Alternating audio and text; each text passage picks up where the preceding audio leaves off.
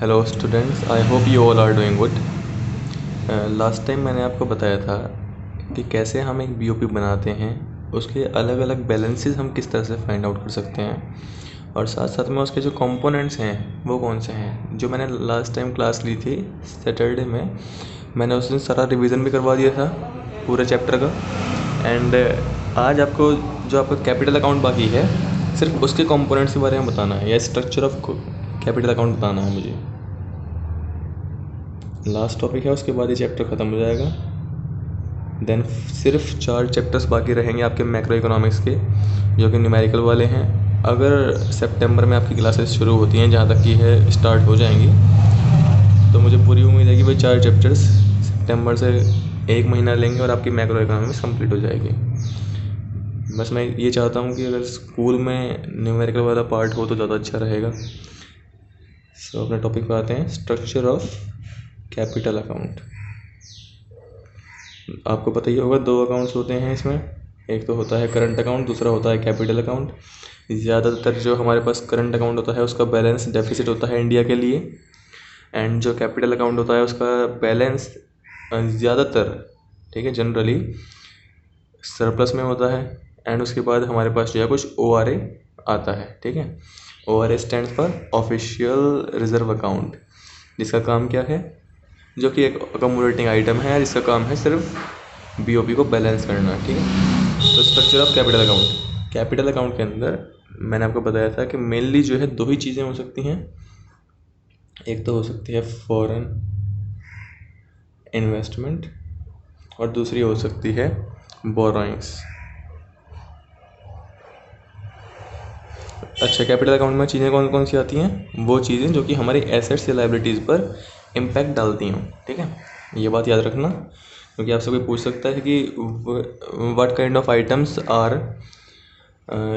Return in capital account, या what kind of items are recorded in capital account. तो आप simply बोलना all those items that affect our countries assets और liabilities are recorded under capital account, ठीक है। जिन items का impact हमारी एसेट्स या लायबिलिटीज़ पर होता है वो सभी कैपिटल अकाउंट के अंदर आती हैं। एंड मेनली जो इसके 2 एग्जांपल्स हैं वो है फॉरेन इन्वेस्टमेंट्स या फिर बोरोइंग्स, ठीक है। अब एक और बात है, इन्वेस्टमेंट्स या तो ऐसा नहीं है कि सिर्फ बाहर वाले इन्वेस्ट हमारे यहाँ पर आके करेंगे तो ही काउंट होगा। अगर हम किसी और कंट्री में इन्वेस्ट करते हैं तो वो भी हो सकता है, ठीक है। अगर हम कहीं और इन्वेस्ट कर रहे हैं, उससे क्या होगा, पैसा हमारे यहाँ से जाएगा, आउटफ्लो होगा। अगर कोई बाहर वाला हमारे यहाँ पर आके इन्वेस्ट कर रहा है तो उससे इनफ्लो होगा, ठीक है। जहाँ पर हम इन्वेस्टमेंट्स यूज़ कर रहे हैं वो वन साइडेड नहीं है, वो जो है दोनों साइड से हो सकती है। इसमें इनफ्लो भी हो सकता है, आउटफ्लो भी हो सकता है। सेम बोरोइंग्स का है। बोरोइंग्स ऐसा नहीं कि सिर्फ हम बोरो ही कर रहे हैं या उधार ले रहे हैं दूसरे देशों से। अगर हम किसी से उधार लेंगे तो क्या होगा, इनफ्लो होगा हमारे पास फॉरेन एक्सचेंज का। अगर हम किसी और कंट्री को उधार दे रहे हों, सपोज़ कीजिए इंडिया ने अपने फ्रेंड नेपाल या भूटान को जो है असिस्टेंस दे दिया, उन्हें जो है लोन के तौर पे पैसे दे दिए, तो इससे क्या होगा, हमारे यहाँ से आउटफ्लो होगा। तो बोरोइंग्स लेना और देना दोनों हैं इसके अंदर। कभी भी ये कंफ्यूज मत होना कि हम सिर्फ बोरोइंग्स का मतलब यहाँ पर लेने से है, देने से भी है, ठीक है। Inflow foreign exchange and outflow foreign exchange, वो आपको क्वेश्चन में गिवन होगा, या फिर आपको जब एक्सप्लेन करें तो एग्जाम्पल के जरिए इसे एक्सप्लेन कर देना। बाकी वैसे बोरोइंग्स लिखा हुआ है तो सामने वाला खुद अज्यूम कर लेगा कि अगर बीओपी की बात कर रहे हैं तो लेना देना दोनों है, ठीक है। सो पहला है फॉरेन इन्वेस्टमेंट। मैंने आपको बताया था फॉरेन इन्वेस्टमेंट 2 तरह से हो सकती है। एक तो होता है FDI के ज़रिए और दूसरा होता है FII के ज़रिए। FDI stands for foreign direct investment and FII stands for foreign institutional investment. आपको मैंने डिफरेंस उस दिन बताया भी था, फिर से रिपीट कर रहा हूँ। फॉरेन डायरेक्ट इन्वेस्टमेंट का मतलब ये होता है कि बाहर वाले जो है हमारे यहाँ पर ऑनरशिप भी गेन कर सकते हैं। किसी और कंट्री के लोग हमारे कंट्री के अंदर, हमारे डोमेस्टिक टेरिटरी के अंदर जब इन्वेस्ट कर रहे हैं तो अपने नाम से कर सकते हैं, और साथ ही साथ वो जो है ऑनरशिप राइट्स भी ले सकते हैं। उन्हें किसी थर्ड पार्टी की या किसी एजेंट की ज़रूरत नहीं पड़ेगी। जो इन्होंने इन्वेस्टमेंट किया है उस प्रॉपर्टी के अंदर, उस लैंड के अंदर, वो जो चाहे वो कर सकते हैं। प्राइवेट प्रॉपर्टी के जो लॉज हैं उनका फ़ायदा उठा सकते हैं। प्राइवेट प्रॉपर्टी क्या एक्ट क्या कहता है, कि आप अपने घर के अंदर जो चाहे वो कीजिए एक्सेप्ट इलीगल वर्क, ठीक है। ऐसा नहीं कि आप जी अपने घर के अंदर बम बनाने का धंधा स्टार्ट कर दें, या फिर जी आप अपने घर के अंदर कहें कि मेरी मर्ज़ी में कुछ भी करूँ और उठा के जी हम लोगों को लाएं और उनके जो कत्ल करने स्टार्ट कर दें, मर्डर्स करने स्टार्ट कर दें। तो जो भी लीगल काम है आप वो कर सकते हैं, उसमें कोई और थर्ड पर्सन दखल नहीं दे सकता। थर्ड पर्सन से यहाँ पर मेरा मतलब है गवर्नमेंट तक दखल नहीं दे सकती, सरकार प्रशासन कोई दखल नहीं दे सकता अगर आप इलीगल काम नहीं कर रहे हैं तो, ठीक है। ऑनरशिप राइट्स भी मिल जाते हैं इनको। यहाँ पर जो है कोई एजेंट के ज़रिए, या फिर हम कह सकते हैं कि वहाँ का जो नागरिक है उसके ज़रिए हम इन्वेस्ट कर सकते हैं। जनरली जब भी आप किसी फॉरेन कंपनी में इन्वेस्ट करते हैं या आप बोलेंगे उस कंपनी के शेयर खरीदते हैं, बिजनेस कौन कर रहा है, वो कंपनी कर रही है, ठीक है। सपोज़ कीजिए ए लिमिटेड कंपनी है अमेरिका की, आप चाहते हैं अमेरिका में इन्वेस्ट करना और आपने जो है ए लिमिटेड कंपनी के शेयर्स खरीद लिए, आपने पैसे लगाए हैं, पर क्या आप वहाँ पे मॉडिफिकेशंस कर सकते हैं उस कंपनी के अंदर? बिल्कुल नहीं कर सकते। क्यों? क्योंकि वो एक FII है, ठीक है।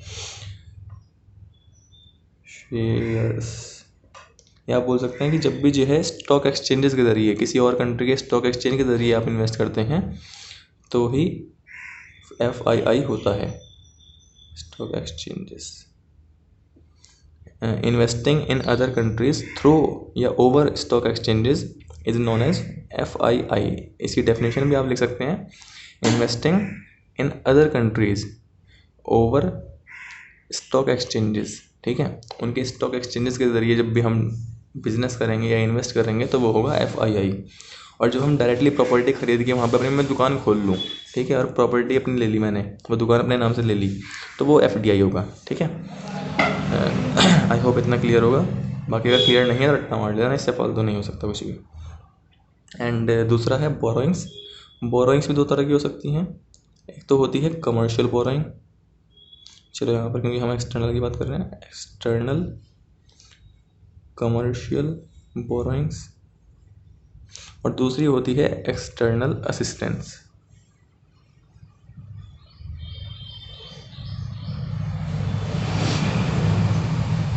देखिए यहाँ पर जो मेन डिफरेंस है वो ये है, एक तो असिस्टेंस वर्ड का और यहाँ पर है कमर्शियल बोरोइंग का। दोनों ही एक तरह से लोन्स देना है।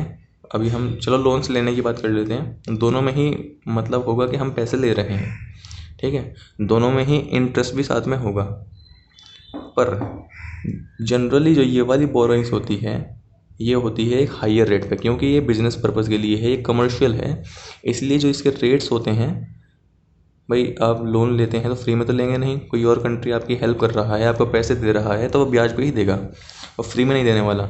बस डिफरेंस क्या है, यहाँ पर जो रेट्स हैं वो है हायर, ठीक है। जबकि यहाँ पर क्योंकि असिस्टेंस का मतलब होता है हेल्प करना, किसी की सहायता करना। आपको जो है कोई व्यक्ति लगता है कि भाई ये ज़रूरतमंद है, मैं कुछ समय के लिए इसको पैसे उधार दे देता हूँ, ठीक है। ऐसा नहीं कि आप जो वहाँ पर इंटरेस्ट नहीं लेंगे, हो सकता है आप बहुत बड़े दयावान व्यक्ति हों, आप इंटरेस्ट ना भी लें, पर फिर भी आप जो है कंसेशन देंगे उसे, या आप बोल सकते हैं रेट्स आर लोअर, या फिर कंसेशनल रेट्स आर अलाउड, ठीक है।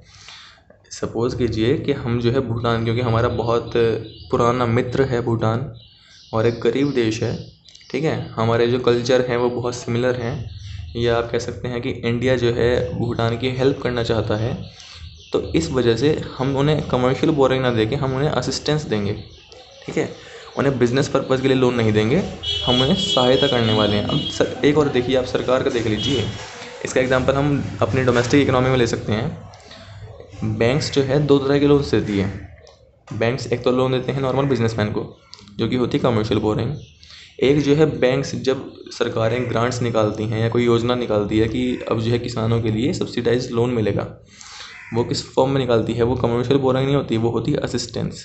तो बैंक्स के बिहाफ मतलब बैंक्स जो है सरकार के बिहाफ पर लोन देते हैं किसानों को, तो वो जो है सब्सिडाइज लोन्स जो होते हैं वो असिस्टेंस के अंदर आते हैं। जबकि जो बिजनेसमैन को, आम बिजनेसमैन को, आप और मैं अगर मान लो आज ऐसे ही लेने चले जाएँ हमसे, तो हमें मिलेगा लगभग 15 to 18% इंटरेस्ट, ठीक है। जैसे अभी आपने सुना हो कि PM आवास योजना के अंदर लोगों को जो है 5 से 15 लाख के लोन्स मिले थे, उसमें 10% की छूट थी इंटरेस्ट की, यानी कि 5 से 7% का इंटरेस्ट था बस। अगर किसी गरीब व्यक्ति को अपना घर बनाना हो तो उसको जो है सिर्फ 5 से 7% की ब्याज दर पे लोन मिल जाएगा। क्यों? क्योंकि वो असिस्टेंस थी, वो हेल्प थी, सहायता थी। असिस्टेंस का मतलब होता है हेल्प करना। कमर्शियल बोरिंग मतलब क्या? भाई तू मुझे नहीं जानता, मैं तुझे नहीं जानता, इंटरेस्ट रेट पे करेगा हाई तो मेरे से लोन ले ले, वरना भाड़ में जा। ठीक है, तो बोरिंग्स 2 तरह की हो सकती हैं, याद रखना। जब भी किसी को हेल्प करने के लिए करेंगे तो असिस्टेंस होगा। असिस्टेंस में और इसमें डिफरेंस क्या है? इनके रेट्स हायर होते हैं, इनके रेट्स लो होते हैं। ठीक है, क्योंकि ये in the form of help किया गया है। अमीर देश आमतौर पे अमीर देश गरीब देशों को असिस्टेंस देते हैं। ठीक है, वैसे तो खैर उधार भी वही देगा, चाहे महंगा दे सस्ता दे, जो अमीर हो, बट फिर भी कमर्शियल बोरिंग कोई भी कर लेता है, बट असिस्टेंस बहुत कम करते हैं। मान लो कि हमारे यहाँ पर कोई आपदा आ गई तो बड़े बड़े देश जैसे कि ब्रिटेन हो गया, अमेरिका हो गया, उन्होंने कहा कि भारत के राहत बचाव कार्य में हम जो है इतने हेल्प करना चाहते हैं। ठीक है, तो वो जो है असिस्टेंस की फॉर्म में दे देंगे। जैसे आपने पहले सुना हुआ, आजकल तो खैर कोरोना चल रहा है, सभी देश खुद नुकसान में हैं। पहले अगर कहीं पे बाढ़ आ गई, कहीं पे हमले हो गए, बहुत बड़ा नुकसान हो गया, तो जो अमीर देश हैं वो असिस्टेंस की फॉर्म में बहुत सारे पैसे दे दिया करते हैं दूसरे देशों को। ठीक है, बाकी जी और भी चीज़ें हो सकती हैं कैपिटल अकाउंट के अंदर, जैसे कि ये 2 मेन थी। मैं बार बार 2 ही इसलिए बोलता हूँ क्योंकि जो है यही 2 मेन हैं और यही सवाल भी पूछे जाते हैं। बाकी आने के लिए इसमें आ सकते हैं NRI डिपॉजिट्स।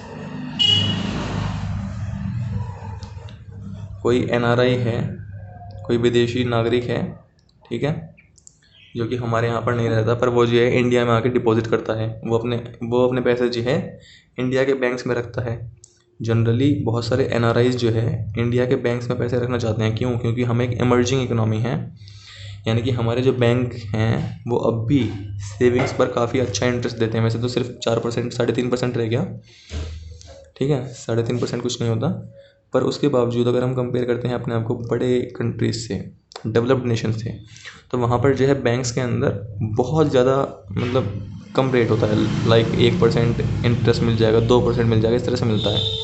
तो इसलिए बहुत सारे NRI ऐसे हैं जो अपनी जो संपत्ति है, जो अपने पास कैश है, वो विदेशों में मतलब अपने यहाँ की कंट्री में जमा ना करके वो दूसरे देश में, जैसे इंडिया जैसे या किसी और छोटे मोटे देश में, ठीक है, जहाँ पर इंटरेस्ट रेट हाई हो।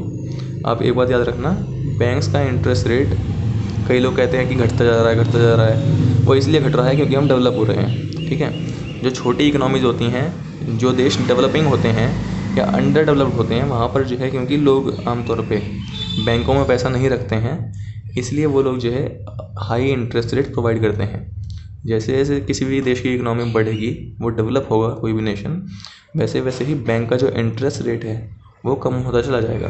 जैसे कि आप देखिए इंडिया में, मुझे अच्छे से याद है जब मैं छोटा था तो FD पर इंटरेस्ट रेट 9% के आसपास हुआ करता था जब मैं बहुत छोटा था। पोस्ट ऑफिस की FD में 9% इंटरेस्ट रेट था। कहा करते थे कि 7 से 8 साल में पैसे डबल हो जाएंगे। पर अगर मैं आज की बात करता हूँ तो आज जो है FD में इतना इंटरेस्ट रेट कम हो गया कि लगभग जो है, जो पहले 8 साल में डबल हुआ करते थे, अब जो है 10 से 12 साल लग जाते हैं। ठीक है, ऐसा क्यों है? क्योंकि जो है हम धीरे धीरे डेवलप हो रहे हैं और हमारे जो बैंक्स हैं और जो हमारे पोस्ट ऑफिस हैं, उन लोगों का इंटरेस्ट रेट कम हो गया। ठीक है, तो NRI डिपॉजिट्स भी हो सकता है जो कि कैपिटल अकाउंट में आ जाएगा, या फिर जो है जो शॉर्ट टर्म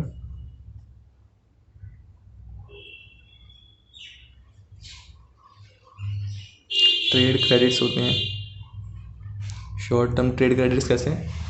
हमने जो है जो करंट अकाउंट के अंदर लिखा था कि ट्रेड हो रहा है, एक्सचेंजेस हो रहे हैं, यानी कि आप जो है पैसा दीजिए और वहाँ से सामान मंगाइए विदेश में से।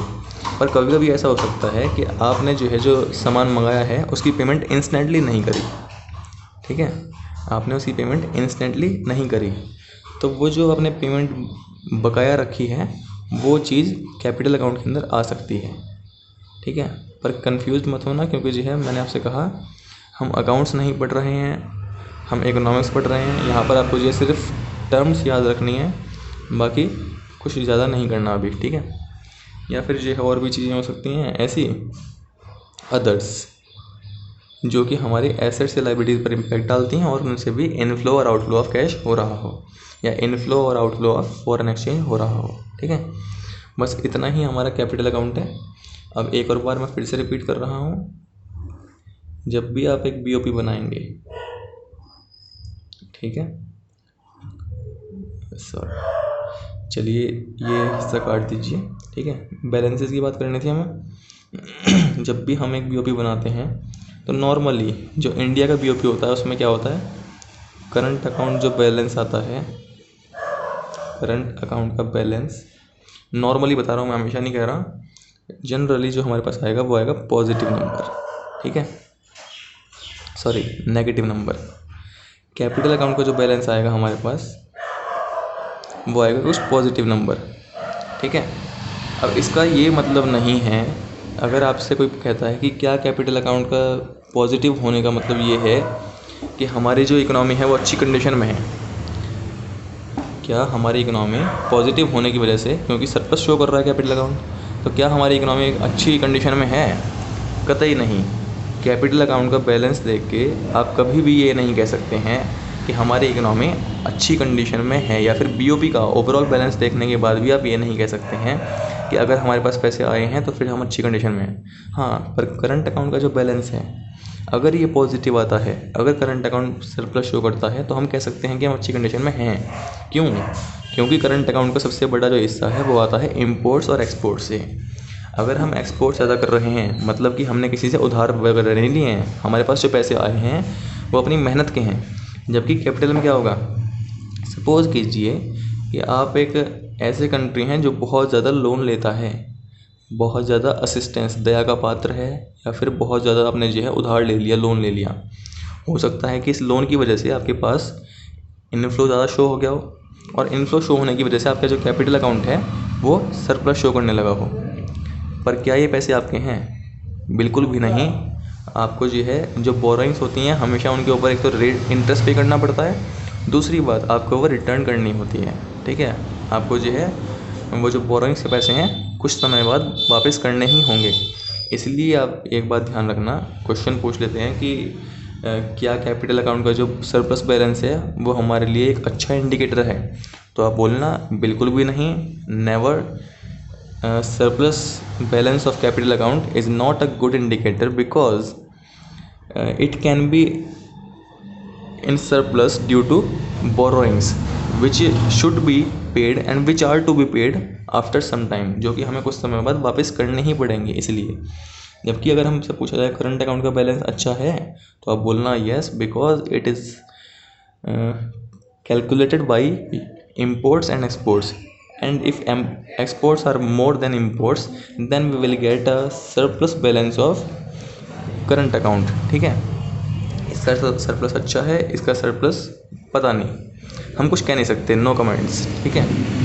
क्योंकि जो है इसमें इनफ्लो किसी और वजह से भी हो सकता है, उधार लेके भी हो सकता है। जैसे कि पाकिस्तान है, पाकिस्तान के बारे में आपने पिछले 1-2 साल में सुना होगा कि गरीब देश है, उधार का खा रहा है, उसके ऊपर बहुत दबाव बन गया, और क्योंकि जो है उन्होंने इतना उधार ले लिया बड़े कंट्रीज से, अब वे चुका नहीं पा रहे हैं, उधार वापस नहीं कर पा रहे हैं, ठीक है।